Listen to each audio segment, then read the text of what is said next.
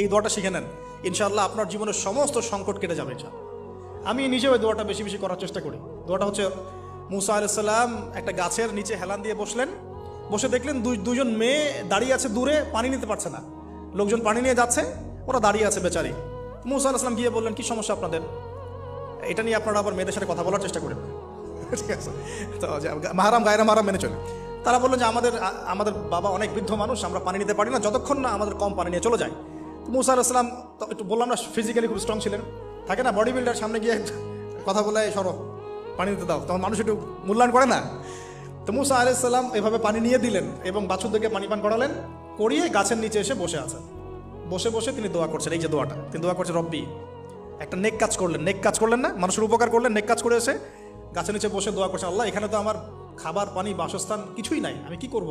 রব্বি ইন্নি লিমা আনজালতা ইলাইয়া মিন খায়রিন ফাকির, রব্বি ইন্নি লিমা আনজালতা ইলাইয়া মিন খায়রিন ফাকির। আবার বলেন, রব্বি ইন্নি লিমা আনজালতা ইলাইয়া মিন খায়রিন ফাকির। অর্থ হচ্ছে, হে আল্লাহ, তুমি তোমার পক্ষ থেকে আমার উপরে যে নিয়ামতগুলো দিবে, আমি এর জন্য ফকির হয়ে বসে আছি আল্লাহ।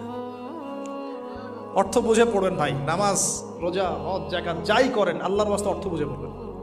অর্থ বুঝে পড়লে আপনার ইবাদতের স্বাদ পাবেন, তৃপ্তি পাবেন, আল্লাহর সাথে কানেকশন হবে, আল্লাহর নূর পাবেন, মাআরিফত পাবেন, সত্য স্বপ্নও দেখবেন তখন ইনশাআল্লাহ।